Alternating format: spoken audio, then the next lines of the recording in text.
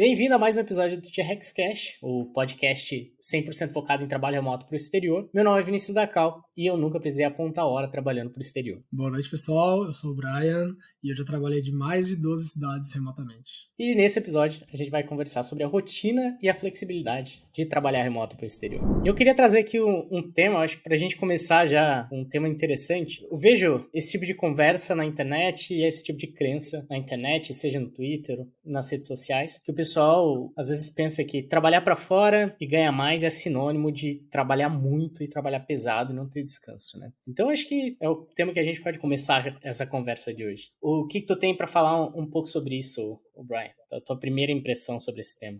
Pessoal, tem muitos assuntos que dá pra gente falar a respeito disso, né? Primeiramente, eu acho que eu passei por algumas das diferentes vertentes do que é ser um profissional trabalhando remotamente pro exterior, né? Quando eu comecei, na verdade, eu trabalhei como um software engineer normal, né? Um funcionário, employee, né? Existem algumas particularidades relativas a, por exemplo, apontamento de horas, bater ponto, não bater ponto, né? Que, na verdade, era uma coisa muito particular minha, mas que foram mudando conforme eu fui mudando um pouco o meu path de carreira ali dentro da mesma empresa. Mas também encontrei outras pessoas que passaram por situações um pouquinho diferentes. Então, acho que a gente vai tentar meio que debater, né, um pouquinho, né, sobre como é que é a experiência, na verdade, de um profissional trabalhando pro exterior, né? É como se fosse o dia a dia, na verdade, né? Que quebrar algum dos mitos aí que circulam acerca de como é trabalhar para o exterior, né? Existem muitos ditos que, na verdade, as pessoas pensam que funciona de um jeito, mas, na verdade, na realidade mesmo, funciona de outro. Então, vamos tentar expor um pouquinho dessas situações aí para o pessoal saber como é.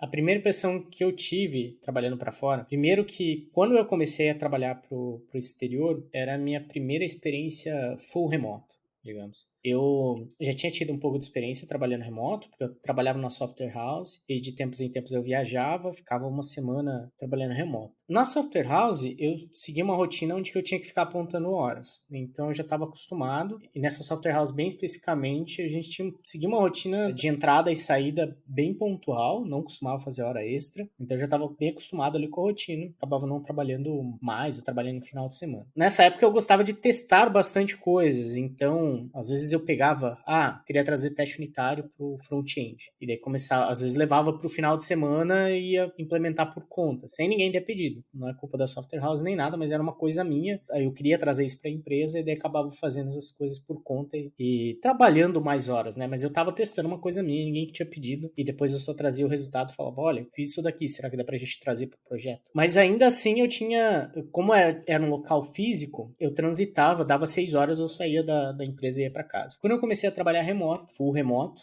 pro exterior, eu acho que no começo eu perdi ali como não tinha escritório, às vezes eu acabava passando ali um pouco do horário. Eu acho que até com a pandemia, muita gente relatou isso, que trabalhando remoto, o pessoal acabava trabalhando mais horas, que não sabia se desconectar. Essa questão não é uma questão da empresa, é uma questão da gente saber qual o horário que a gente começa, qual o horário que a gente termina, né? Nunca ninguém pediu pra eu ficar mais. Inclusive, um dia, tava online ainda no Slack, o meu diretor veio no Slack ali, já trabalhando pro exterior, meu diretor veio e perguntou, cara, o que você tá fazendo online ainda, né? Esse horário eu sei que já era pra você estar descansando, então, por favor, não fique online, não trabalhe mais do que o teu horário aí, vai descansar. Então, essa foi a minha primeira percepção, eu acabava exigindo mais de mim do que realmente a empresa estava esperando, né? Inclusive, eu tinha essa ideia que eu estava trabalhando remoto, a primeira semana ali, pegando algumas tarefas para fazer, esse era o meu terceiro emprego, e eu ainda não tinha muito uma percepção formada, essa percepção de que cada emprego novo que a gente entra, a gente tem uma curva de aprendizado, a gente tem uma curva de produtividade, então a minha ideia, na minha cabeça, eles iam achar que eu não estava produzindo tanto. Chegou, acho que a segunda semana ali, eu já tive um feedback nos primeiros 15 dias, e foi que eu tava num ritmo excelente, que eu tinha sido uma das pessoas que tinha entrado no time e tinha atingido um nível de produtividade bom num curto período, né? Então, foi um dos melhores ali, se fosse avaliar quem tinha passado pelo time. Esse foi o feedback que eu recebi. Então, às vezes, a gente cria uma expectativa e a gente se cobra mais do que realmente a empresa está cobrando. Acho que essa é a minha primeira percepção. Exatamente. No meu caso, eu também passei propósito pela mesma situação, né? Onde eu comecei a trabalhar. Na verdade, eu trabalhava já remotamente, né, para uma empresa aqui do Brasil, né? Eu já tenho até mesmo antes do período de 2020 ali, da pandemia, né? Mas quando eu virei também para o trabalho remoto no exterior, eu acho que tive essa dificuldade também, né? E foi um pouco difícil no começo porque haviam dois fatores. O primeiro era a questão da diferença de horário, né? Entre as pessoas que trabalhavam comigo, né? Por estarem, sei lá, 2, 3 horas de diferença atrás da gente. E também pela questão de estar trabalhando de casa, né? Porque você facilmente pode perder ali o ritmo de quantas horas você está trabalhando por dia, né? Para mais, né? Eu digo, né? Então, o que foi importante para mim, na verdade, foi primeiramente ser transparente com as pessoas que trabalham comigo, né? E explicar, olha, meus horários são esses, assim, eu tenho essa rotina X, eu preciso acordar, eu tenho meu café da manhã a tal hora, eu tenho, sei lá, minha academia, eu tenho, sei lá, talvez buscar o filho no colégio, não é o meu caso, mas eu tem pessoas que também possuem isso na rotina, né? Então é tudo uma questão de ajustabilidade, né? O que eu percebi, na verdade, é que as pessoas que não estabelecem uma rotina prefixada para trabalhar, questão de horários, seguir horários, né? Acaba que elas se perdem no final das contas, nas contas. Tanto para mais quanto para menos. Por exemplo, eu gosto de manter mais ou menos uma flexibilidade de 30 minutos para mais ou para menos nos meus horários de trabalho. Isso me dá uma flexibilidade para eu poder conseguir resolver algum problema que aparece no meio do dia. Às vezes eu preciso, sei lá, ir no banco, preciso ir, sei lá, comprar alguma coisa no mercado no meio do dia, eu preciso talvez fazer alguma atividade específica, né? Então eu sempre deixo esse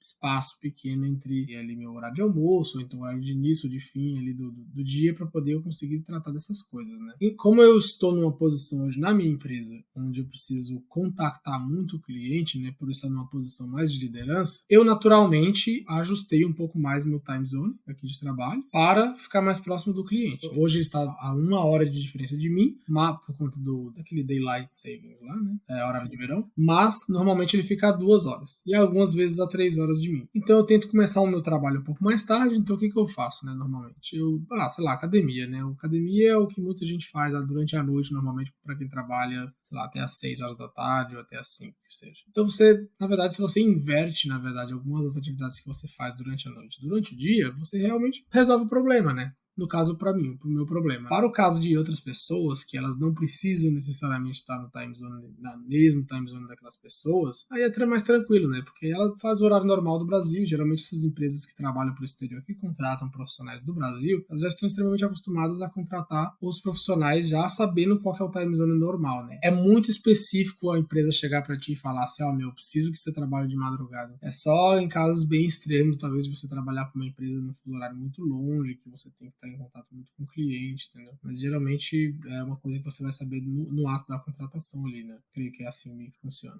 Eu comecei, nas 2 primeiras semanas que eu estava trabalhando, eu trabalhava para uma empresa dos Estados Unidos, que tinha um escritório na Inglaterra, e a maior parte do time de desenvolvimento estava concentrado ali na Europa. Então, foi pedido que, no começo, para eu poder ter mais esse overlap com o time de desenvolvimento, eles pediram para eu começar um pouco mais cedo. Então, eu comecei, eu acho que eu estava começando 6h30, se eu não me engano, 2 horas antes do que eu era acostumado, que antes disso eu começava às 8h30. Então, eu comecei a trabalhar 6h30, era, para mim, nossa, era muito que eu puxava, cara, parecia que não rendia. Só que tinha mais tempo daí para eu poder fazer reunião com as reuniões de onboarding, né? Daí a gente precisava conversar com várias pessoas, responsável pelo back-end, responsável pelo front-end. Tive reunião de onboarding com todo mundo do time, separadamente, para ter mais esse cross-time, esse overlap com o pessoal. Eu comecei mais cedo. Aí trabalhei essas 2 semaninhas nesse horário, daí eu falei, olha, será que já tá ok? Será que eu posso voltar pro meu horário normal? Foi onde que eu recebi o feedback falando, nossa, cara, claro, pode voltar, tá ótimo, você tá rendendo bastante, foi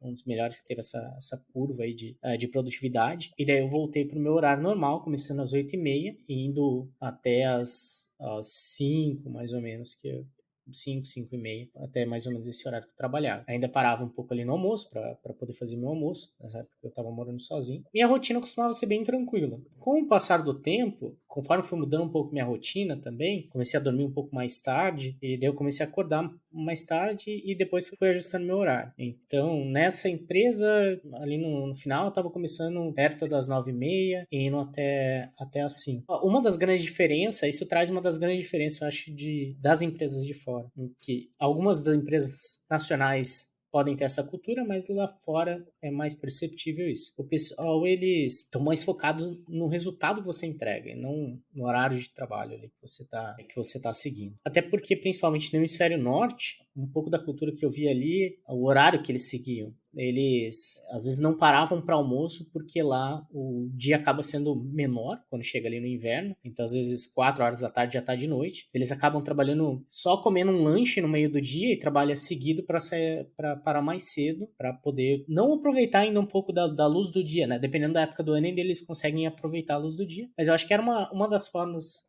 como o dia acaba muito rápido, era uma das formas de eles aproveitarem mais. Geralmente Mas eu também faço isso, de questão de tirar a hora de almoço mais curta. Normalmente eu faço bem curto também o meu horário de almoço. Às vezes, por exemplo, trabalhando de casa, às vezes é um dia que eu tô muito cansado, eu paro, almoço e às vezes eu vou e tiro aquele cochilinho sabe, aquele cochilinho depois do almoço, de 15 minutos. Eu boto no despertador ali, 14, 15 minutos, geralmente. Eu conto que os primeiros 2 minutos ali, 3 minutos ali é um buffer para poder o corpo dar uma relaxada, saber que ele tá no ambiente da cama mesmo, ou no sofá mesmo ali, né? E depois é relaxar em 10 minutos. Depois do despertador toca, eu me sinto outra pessoa, né? Eu acho que isso aí é... Mas geralmente o horário de almoço ele dá isso, uns 35, 45 minutos mais ou menos. De eu sentar, pegar minha refeição ali que eu tenho pra comer, geralmente alguma coisa que eu já tenho pré-preparada ali, né? Vou comer, enquanto eu tô assistindo geralmente algum vídeo, então eu como na mesa também. Dá aquela relaxadinha e é isso. Você também costuma tirar o horário curto ou você tira um... Eu acho que depende do dia, mas meus almoços costumam ser mais rápidos. Normalmente o almoço, agora não tem mais que fazer almoço, então o almoço já tá pronto. Quando eu saio daqui, eu costumo comer e já volto para continuar trabalhando, porque também eu saio bastante durante o dia. Então eu acompanho meu filho nas fonos durante a semana, levo ele na natação. Então se for contar a quantidade de horas que ocupa durante a semana de sair para levar ele, já dá algumas horas e eu acabo aproveitando. Então eu faço o almoço direto e eu também costumo sair mais cedo. Então, dependendo do dia, 5 horas, às vezes um pouco mais cedo. Se eu finalizo ali o fluxo que eu tô de trabalho, aí eu já costumo parar. Até porque também durante o dia eu acabo em alguns horários parando para produzir conteúdo. Então acaba sendo bem flexível a forma como eu trabalho. O pessoal que trabalha comigo também costuma parar no meio do dia para ir para academia, porque daí é um horário que tem menos movimento, parar durante o dia para fazer algum compromisso que precisa, para ir no mercado. A flexibilidade que tem no trabalho acaba comportando trabalhar dessa forma, né? E eu também não preciso ficar, não tem apontamento de horas, então só mantenho um registro mental da quantidade de horas que eu estou trabalhando, mas também não fico focado especificamente na quantidade de horas. Vejo o quanto de trabalho que eu tenho para fazer e se eu vou conseguir entregar até o final da sprint ou não. Normalmente é assim que eu me baseio. Mas é interessante essa questão de não apontar horas. Quando um amigo meu que eu tinha recomendado para trabalhar nessa empresa dos Estados Unidos, que ele começou a trabalhar, ele fazendo as reuniões de onboarding, ele foi perguntar onde que a gente aponta horas. Era uma das dúvidas que ele perguntou pro diretor. O diretor falou, não, ele não tem apontamento. Ele ficou, ué, como assim não tem apontamento? Na cabeça dele, como que vocês vão ver que eu tô trabalhando, né? Alguma coisa assim. Esse choque de cultura, essa diferença. Querendo ou não, eu acho que eu mesmo, por exemplo, quando eu comecei no cliente específico que eu estava trabalhando, ele pedia que eu apontasse horas, né? Mas não era apontar a hora, tipo, entrei que tal hora, tirei tal hora de almoço e saí. Na verdade, ele só queria que eu especificasse quantas horas eu trabalhei em cada atividade, né, geralmente, né? Para poder planejar melhor entregas, o ritmo da sprint, para ele conhecer também um pouquinho do meu ritmo de trabalho. Não só meu, mas de outras pessoas que trabalhavam comigo ali. Mas o normal mesmo é que as pessoas não cobrem. Porém, uma dica que eu dou, na verdade, é que você registre exatamente o tanto que você está gastando de horas para poder trabalhar em coisas específicas. Por exemplo, você está com uma tarefa de desenvolvimento de software de alguma coisa, de uma funcionalidade e tal. Mas, geralmente você tem que saber ali estimar uma quantidade de horas, até cerimônia do Scrum, essas coisas. Você tem que saber usar o próprio peso para cada tipo de tarefa que você for trabalhar durante uma sprint, por exemplo. Então, para você saber quanto tempo você gasta para poder fazer aquilo ali, é importante você ter um registro dos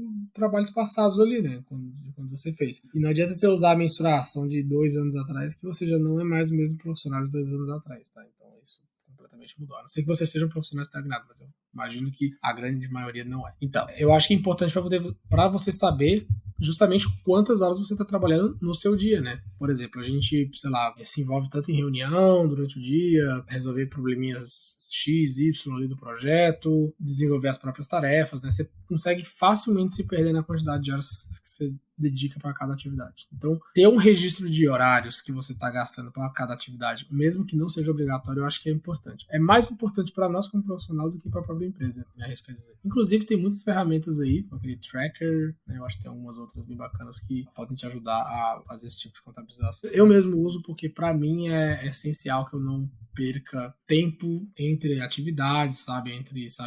Se eu alocar uma quantidade de horas para uma tarefa, eu tenho que tentar respeitar aquilo ali, porque logo depois tem uma reunião, então é assim meio que funciona para mim. Essa questão é importante também colocar um pouco de contexto. O Brian tá falando sobre apontamento de horas, sobre clientes. Eu trabalhava direto para um produto, para uma empresa, né? Então a empresa já era o cliente final, digamos. Então, não tinha essa necessidade de apontar horas. Quando a gente vai falar em software house, é um pouco mais comum ainda, no software house do exterior, a gente vê essa questão de apontamento de horas justamente porque muitas dessas software houses vão mandar um relatório de quantas horas foram trabalhadas em cada projeto. Eu acho que é onde que vê um pouco mais a necessidade desse apontamento de horas. Principalmente se você trabalha por hora. Então, quando você trabalha por hora, daí você costuma apontar essas horas para você poder receber. E claro, quanto mais daí você trabalha, mais você vai receber. O Brian também pode falar um pouquinho sobre essa questão, que ele tem um pouco mais de experiência, né? Ele estava até comentando sobre o apontamento de horas.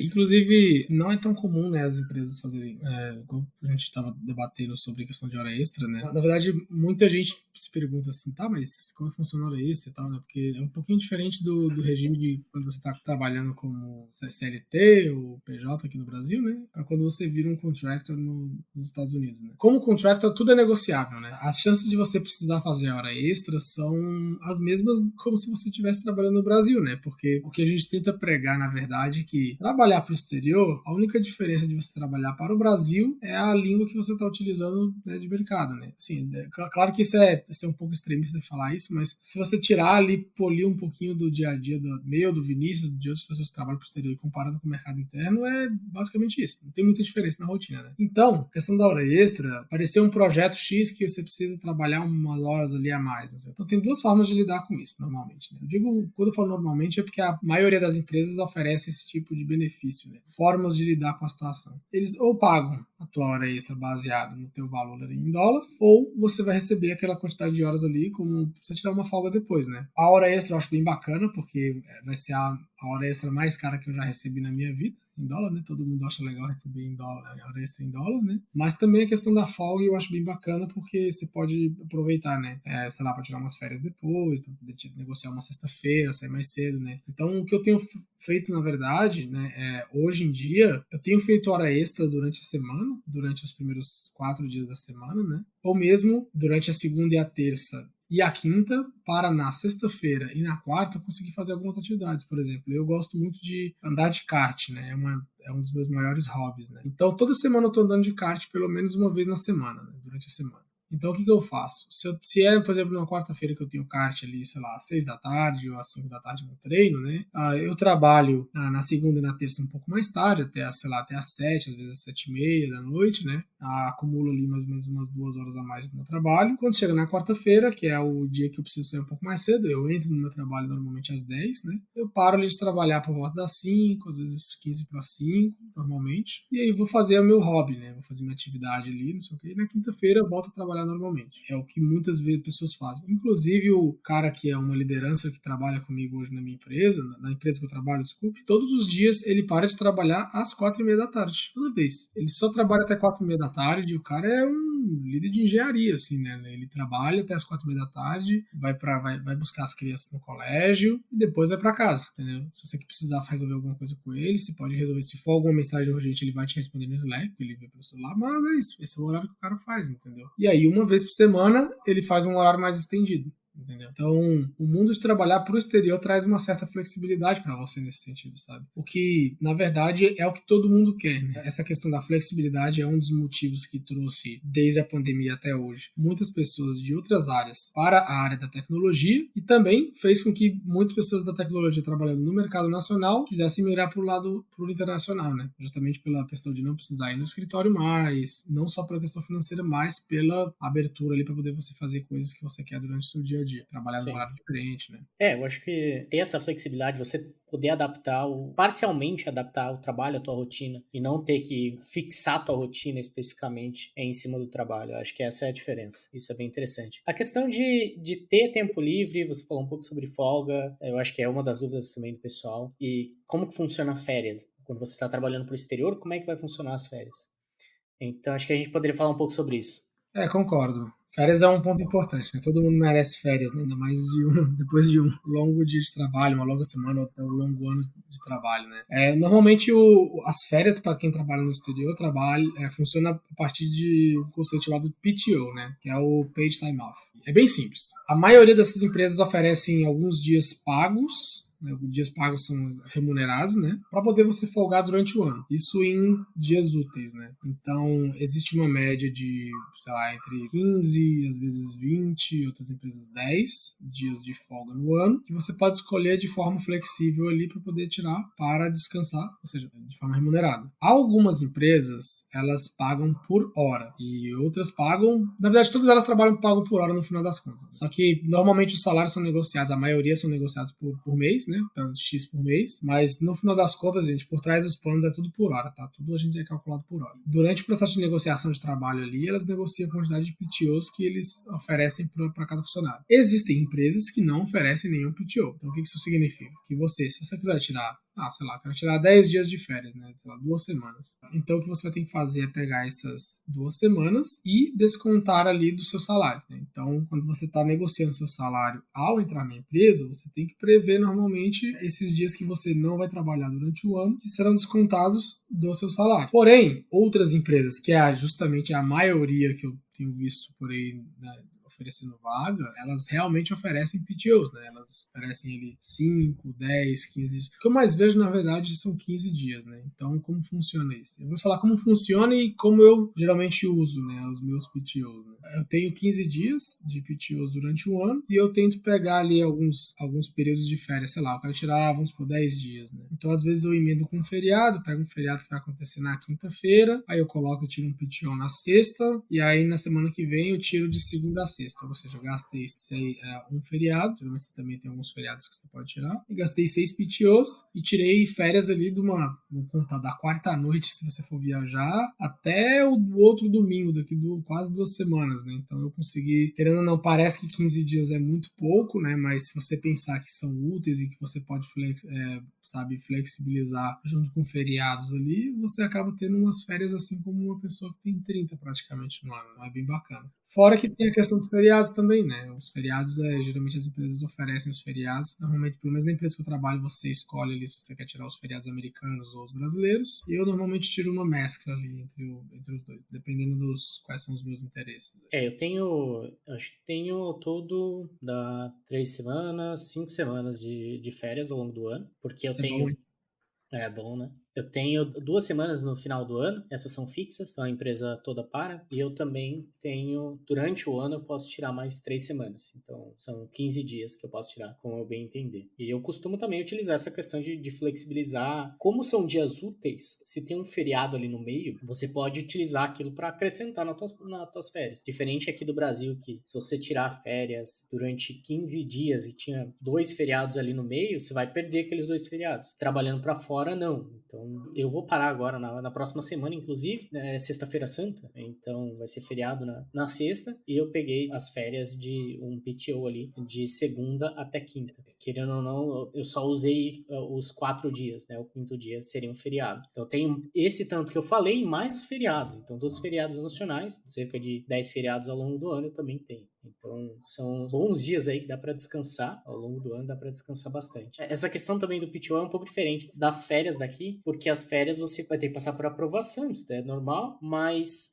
vai ter que ir pro RH, o RH vai ter que emitir lá as folhinhas. Você não pode tirar exatamente como você quiser. Então, tem algumas regrinhas de como você pode tirar essas férias aqui no Brasil. Acho que pode ser, eu não sei se agora mudou, você pode tirar 10, 10 e 10, mas você não pode simplesmente ir lá e tirar 3, depois tirar mais 2, tirar mais 4, pelo menos até onde eu sei, a lei não permite isso. E trabalhando para fora, não existe uma lei para regulamentar isso. Então, normalmente você vai conversar com o teu líder. O que eu faço? Agora eu quero tirar 3 dias aqui do meu PTO, quero descansar e aproveitar com esse feriado. Posso ir lá e fazer isso. Então é bem tranquilo. Na outra empresa que eu trabalhava, era até mais tranquilo, que a gente tinha, assim, esse acordo de boca de tantos dias de férias, mas nunca ninguém anotou quantos dias que a gente estava tirando. Era praticamente umas férias ilimitadas. Tanto que depois que eu me tornei líder, o pessoal começou a tirar pedir férias, e daí eu fui até o meu diretor. Falei, onde que eu posso anotar, né? Onde que você costuma anotar e tal os dias dele? Vou te contar um segredo. Eu nunca anotei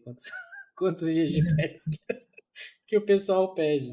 Tem um lado bom e tem um lado ruim. O lado ruim disso é a questão que, se você não mantém o seu controle, pode ser que você acabe não tirando tempo de férias que você deveria estar tirando. Se não tem ninguém anotando, ninguém vai falar, olha, você tem ainda tantos dias de férias que você tem que tirar esse ano, né? Senão a gente vai tirar por você. Eu prefiro ser um pouco mais organizado com o time e gerenciar da forma mais correta possível, que é realmente manter no registro. É muito legal, né? É muito bonito a gente falar, meu, não vamos registrar não, eu não me importo, não tem problema, deixa cada um resolver. Mas no final, pessoal, para quem gerencia um time, isso dá mais problema do que, na verdade, benefício, sabe? Porque você não consegue prever, por exemplo, tá chegando o período teu do final do ano e você precisa estimar, sei lá, o que você consegue entregar de funcionalidades novas de um produto baseado no time que você vai ter. Aí, de repente, no segundo semestre, junta teu time inteiro e quer pedir férias, todos os membros vão pedir férias no segundo semestre, que é mais próximo do final do ano. Isso acaba com o teu projeto, entendeu? Porque é difícil para você ter previsibilidade se você não tem dados ali armazenados, né? Então, Sim. eu digo que o melhor é manter registrado mesmo. É bom para os dois, né? Sim, porque daí a gente sabe quanto tem e a gente vai tirar aquele tanto. Tem muitas empresas que têm esse benefício de férias ilimitadas, e daí é como eu disse, tem o lado positivo e negativo, porque daí pode ser que você não tire o tanto de férias que você precisava, porque na tua cabeça, como não tem aquele tanto específico, você não sabe o tanto que você deveria estar tirando. Tem empresas que já têm as férias ilimitadas, mas, olha, coloca um mínimo. O mínimo que você tem que tirar de PTO são 3 semanas durante o ano. Se tiver chegando lá o fim do período e você não tirou, a gente vai tirar por você. Vai descansando aqui esses dias. Então, tem esses lados positivos e negativos. A única restrição, digamos, que tem referente a isso, pelo menos onde que eu trabalho agora, é que se a gente precisar de um dia off, a gente pede com uma semana de antecedência, pelo menos, ou se a gente precisar mais que isso, pede com 2 semanas de antecedência. É mais ou menos 2 semanas, na verdade, porque é o tempo da sprint. Então, como tem todo um planejamento por sprint de do que vai ser entregue, dos tickets que vão ser atribuídos para cada um, se a gente pede com antecedência antes de começar a sprint, aquela sprint não vai precisar sofrer alterações. Então, o único pedido que eles pedem é 15 dias de antecedência para solicitar um PTO. Eu acho que é bem razoável, né? Normalmente, tem muitas empresas aqui do Brasil, empresas que têm RH, normalmente é 30 dias que você precisa de pelo menos 30 dias de antecedência para solicitar o PTO. Tem outros benefícios interessantes que a tua empresa ou a empresa que você trabalhou que oferece? Bom, vamos lá. A gente já falou sobre o salário em dólar. Eu acho que é o mais importante, né? Sem dúvidas. Isso é o que todo mundo quer saber. E o bom salário, tá, pessoal? Até quem quiser, se estiver interessado em vagas ali, depois eu vou postar as vagas abertas no meu trabalho. Quem quiser procurar se estiver interessado também, pode mandar uma mensagem no LinkedIn falando, eu estou interessado em tal vaga ali, pode me ajudar. Eu fico feliz em ajudar, tá? O nome da empresa é Upstart 13, a propósito. Além do salário que é oferecido, a gente já falou sobre os PTOs, né? Também. A folguinha, a tradicional folguinha de aniversário, que é legal, né? Não é toda empresa que oferece, mas é muito bom quando oferece, né? Não trabalhar no aniversário acho que é um plus. O meu, esse final de semana, desculpa, esse ano eu acho que vai cair no final de semana, então não é legal. Pelo segundo ano seguido, mas tudo bem. temos também um incentivo à educação, né, que é uma coisa bem bacana. No caso da minha empresa, né, eu também já vi outras empresas oferecendo, eles têm um incentivo ali através de cursos de algumas plataformas de ensino, por exemplo, da Udemy, ou Udemy, como queira chamar. Então, eles geralmente dão uma subscription para poder você fazer cursos, essas coisas, né? E realmente, gente, é um benefício muito bom, porque eu mesmo estava fazendo, eu já fiz 3 cursos ali, eu calculei ali mais ou menos o gasto de que cada um ali, eu iria gastar pelo menos ali uns R$ 250, mais ou menos. Porém, eu tenho colegas ali que já fizeram 7, 8 cursos, 9 cursos ali também, e sempre estão aprendendo coisas novas ali. Só eles já devem ter economizado ali pelo menos uns R$ 700 ali, basicamente, em cursos, né? Mas também tem a questão das certificações, se você quiser tirar, se você tem interesse, se tem algum treinamento específico que você quer fazer, que você julga ser agregador, né, para sua carreira, né? Eu tenho alguns treinamentos específicos de alguns caras, uns gurus da internet que eu gosto muito deles, que eu quero fazer no curso deles de arquitetura para sistemas distribuídos, né? Tá na minha lista de desejos, né? Quero trazer esses caras, inclusive, para poder fazer um treinamento junto com o pessoal do meu time ali. E também o inglês, né? O benefício do inglês. Várias empresas oferecem N benefícios em relação ao inglês.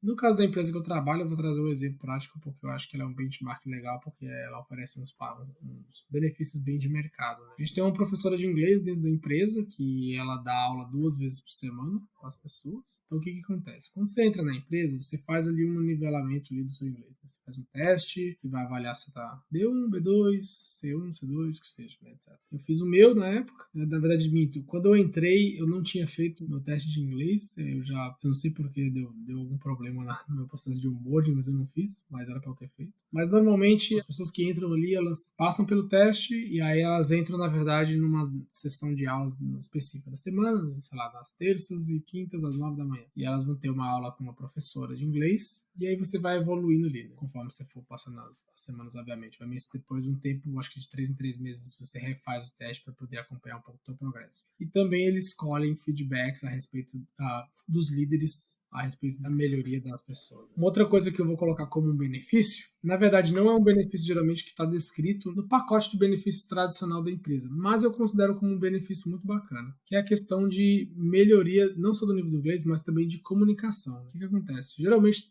quase todas essas empresas vão te dar one-on-ones, com um líder, com uma pessoa específica ali, né?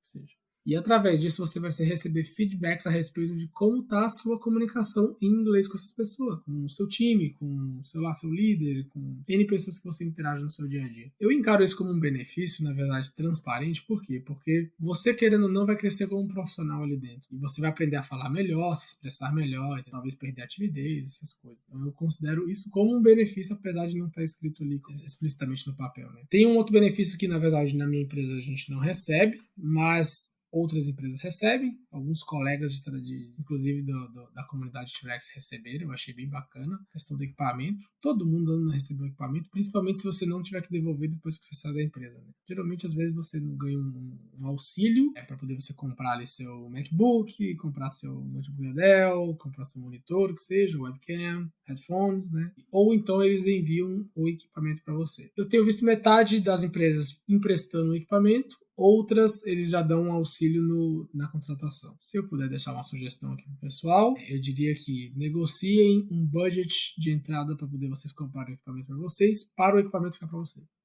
Se a empresa não tiver essa política de você tem que usar o meu equipamento, negocia um valor. Eu gostaria de negociar aqui além do meu salário um valor aqui para poder comprar meu equipamento. Então você te dá um dinheiro, você compra o seu equipamento e beleza. Se colar, colou, mas é uma boa dica para quem está entrando no mercado do exterior. Que eu me lembro, acho que são esses benefícios que são os principais, né? Tem mais algum que eu deixei passar? As férias, já falei.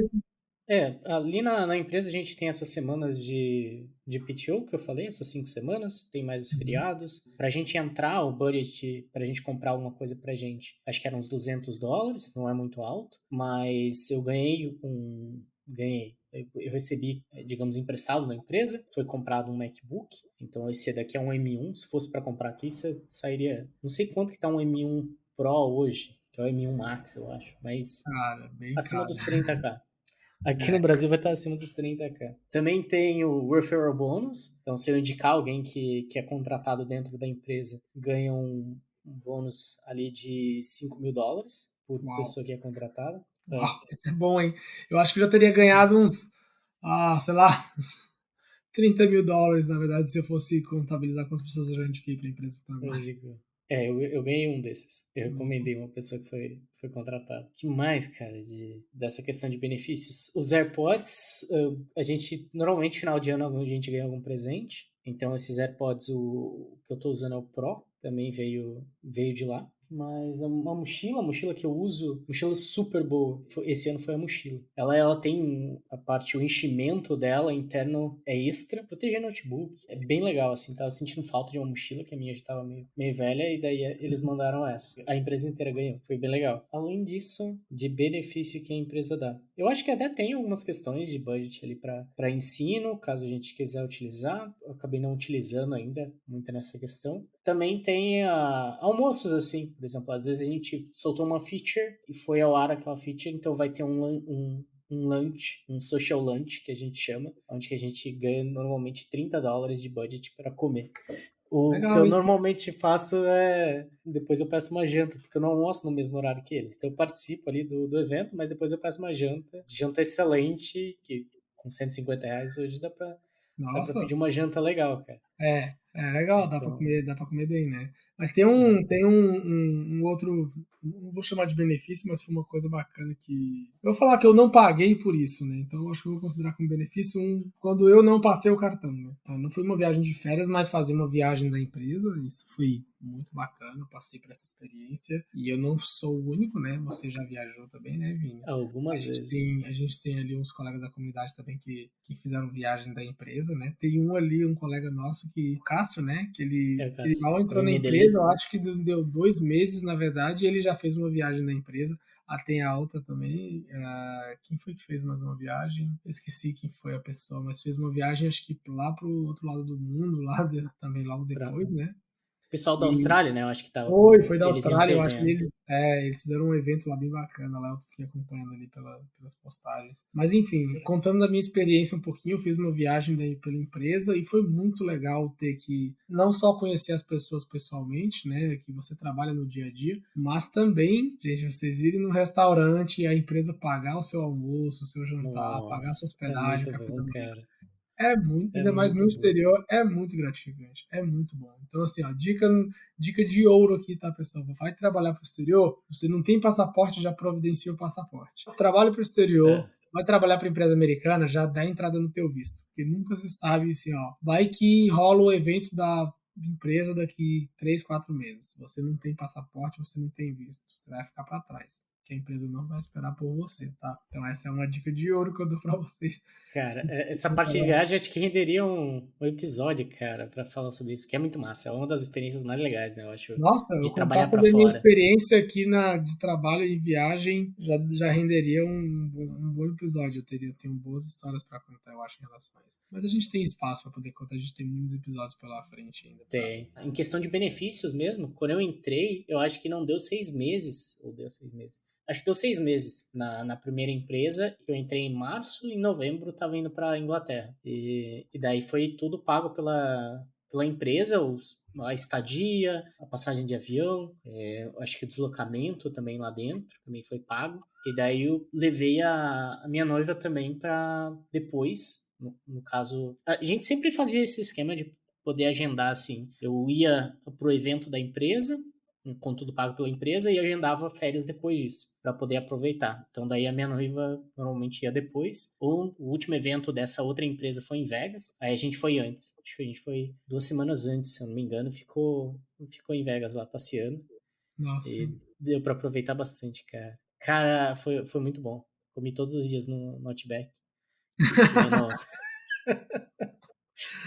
muito Ai, legal, hein? Nossa, cara, era muito bom, cara. Nossa, nossa, eu amo muito bom. Outback, cara. Nossa, você falou do Outback agora, me deu uma vontade de sair daqui e comer um Outback depois desse episódio. Cara, Nossa, cara, gostei. era muito bom. E se eu te falar que eu acho que onde que a gente tava era uma das coisas mais baratas que tinha era o Outback. Poxa, sério? Caramba. Ah, A Ó, gente, a gente tava na Strip, então é caro, é todos os restaurantes dos chefes e ah, tudo. tá, mas pra quem ganha em dólar, se bem que na É. verdade você ganha em dólar, mas você vai Eu, gastar em tô, eu dólar. tava gastando em dólar, cara, pagando 15% de gorjeta, tava um pouco Não é puxado. fácil, não é fácil, eu entendo. Acontece isso mesmo. Eu pude fazer várias viagens. Primeiro fui para Inglaterra, depois fui para Portugal, um excelente país. Me surpreendeu, na verdade, Portugal, assim, talvez hoje é de todas as viagens que eu fiz, um dos meus destinos favoritos foi Portugal. Depois eu fui novamente para Inglaterra, tudo pela empresa, né? Fui novamente para Inglaterra, a gente ficou numa outra área de Londres e depois fui para Vegas. E agora trabalhando nessa empresa, fui para Toronto também, com tudo pago. Cara, foi muito massa poder conhecer esses lugares. Eu acho que se eu não estivesse trabalhando para fora, ia demorar bastante até poder realmente conseguir viajar, principalmente com o valor que tá o dólar. Essas são as vantagens. Pode estar subindo o dólar, fica caro para viajar, só que a gente ganha em dólar também. Então, se subir o dólar, acaba subindo nosso salário. Essa é a vantagem. Com certeza. Acho que essa é uma das vantagens bem bacanas. Falando ainda sobre a questão dos benefícios, né? É normal também a gente encontrar outras empresas que, assim, a gente falou sobre várias empresas que oferecem vários benefícios, né? Só que a gente também tem a contrapartida de empresas que não oferecem nada de benefício. Geralmente, assim, quando eu digo nada, normalmente assim, é um, dois ou quase nenhum benefício. Na verdade, não é que essas empresas são ruins, péssimas no mercado. Né? Pode ser que você tenha até uma ou outra exceção, mas não é que elas são assim. Né? É que a gente tem um perfil de empresa que normalmente, ao invés de bonificar o funcionário com benefícios ali de folga, essas coisas, ela oferece um pagamento em hora para você e um valor alto. Né? Tem profissionais que estão fazendo anualmente 190, 200 mil dólares por ano, mas estão recebendo por hora. Então a pessoa às vezes trabalha 10 horas por dia, ganhando ali o valor equivalente a 200k por ano. Né? Eu digo que tem gente porque tem casos no mercado, né, de pessoas que fazem isso. Né? A pessoa ela tira no máximo uma semana de folga por ano, só. Trabalha feriado, não trabalha final de semana, obviamente, mas trabalha feriado normal, e ela usa esse tempo durante, sei lá, durante 2, 3 anos da vida dela, ela usa esse período para poder fazer patrimônio, né? Ela junta bastante dinheiro, trabalha, faz muitas horas, trabalha várias horas por dia ali, mas claro, tem um limite razoável ali da saúde, né? Sem comprometer a saúde das pessoas, às vezes até comprometendo um pouco da saúde, mas as pessoas fazem um planejamento ali financeiro da vida delas, né? Trabalha pra caramba, sacrifica um pouco dos benefícios em prol de, né, construir uma vida melhor ali num curto espaço de tempo. Então, você parar pra pensar aqui, 200 mil dólares por ano aí, né? Quanto que isso dá em real, né? Trabalhar uns 3 anos desse ritmo. Isso, se você trabalhar normalmente 40 horas. Se aposenta. Dá pra se Se aposentar. aposenta, né? Então, o que eu quero dizer com isso, tá, pessoal, é que não é porque a empresa não dá PTO, não é porque ela não dá não sei o que, significa que ela é uma empresa, sabe, ruim. Eu acho que você tem que olhar todos os parâmetros e entender o porquê que ela não está oferecendo aqueles benefícios. Se você vê assim, ela não oferece benefício, mas também não está pagando bem, então talvez não seja um fit adequado para você, né? Mas também, assim, você tem que ver o que você valoriza, né? Eu, sinceramente, no meu momento de carreira atual, eu valorizo um salário bacana, mas também eu valorizo numa proporção semelhante ter um tempo de qualidade para poder passar com a minha família e também comigo mesmo fazendo as coisas que eu gosto. Fora que eu também tenho o projeto aqui da podcast, né, da T-Rex, né, a comunidade, há um tempo, né, então isso não seria tão benéfico para mim eu trabalhar 90 horas ali semanais, 70 horas semanais igual outras pessoas fazem. Né? Seria uma coisa muito louca ali de se fazer. Cada um segue, eu acho que isso que é interessante. Você pode buscar empresas com o perfil que você deseja. Porque, assim, eu sei que para algumas pessoas que é uma vida mais tranquila, é inimaginável alguma pessoa que quer trabalhar essas 80 horas por semana. Mas muitas pessoas já vieram perguntar, cara, o que você acha de ter 2 T-Rex? Às vezes a pessoa ainda não tem o primeiro, mas já tá pensando em ter 2. Para mim é inviável, ainda mais tocando aqui o projeto, a gente toca a comunidade, tem aqui o projeto de produção de conteúdo, eu tenho meu trabalho full time e eu tenho filho. Então, para mim, é imaginável tocar. E mesmo que eu não tivesse a comunidade, não tivesse tudo que a gente faz, com o filho, quero reservar um tempo para poder, para minha família, né? E até para ter um descanso. Mas, às vezes, a pessoa é nova, tem muito tempo livre e tá tranquilo para trabalhar várias horas por dia e quer acumular patrimônio, também é uma opção. Então, cada um segue o que se encaixa melhor na sua rotina, né?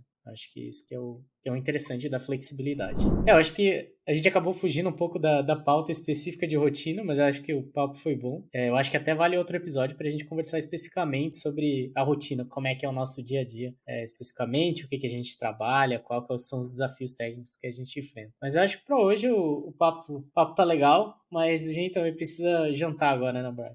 Eu acho que já trabalhei já mais do que as horas necessárias para o dia. Eu quero manter a minha saúde mental e me alimentar num horário razoável. O Brian já tá vindo. Ontem o cara tava cruzando ali os estados ali de carro. Tá, Nossa, uma- foi passar uns dias em Balneário, em Itapema, tava só aproveitando, gastando os dólares dele. tava tentando gastar um pouquinho ali, mas tive que voltar um pouco mais cedo para casa porque eu não pude tirar mais férias. Tem dois novos funcionários começando essa semana, agora eu tive que fazer onboarding. Essa é a parte Acontece, ruim de ser pessoal. líder. Tem a ser líder tem seus. Não vou falar que tem nada, não tem nada de ruim, não, gente. Esquece isso aí, não tem nada de ruim, é tudo de bom. Todos os cargos têm trade-off, cara. É, Tudo na vida tem um trade-off. exatamente. Tudo Faz na vida parte. tem um trade-off. Faz parte. Mas é isso aí. Pessoal, qualquer dúvida, comentário, sugestão, manda no LinkedIn, manda no Instagram. Eu acho que vocês sabem como encontrar a gente. E aproveita também para adicionar a gente lá no LinkedIn. Adicionar o Brian, me adicionar, caso você tenha encontrado esse podcast de alguma outra forma que não seja pelas redes sociais que você já está seguindo a gente, então aproveita para seguir e também para adicionar a gente, tá? Não tenho medo de adicionar a gente é legal, a gente confirma lá a solicitação de amizade, então pode ficar à vontade para mandar, beleza? Qualquer também sugestão para o próximo episódio de tema, pode ficar à vontade para entrar em contato e a gente se vê no próximo episódio. Valeu, pessoal. Até a próxima. Tchau, tchau. Até a próxima, tchau, tchau.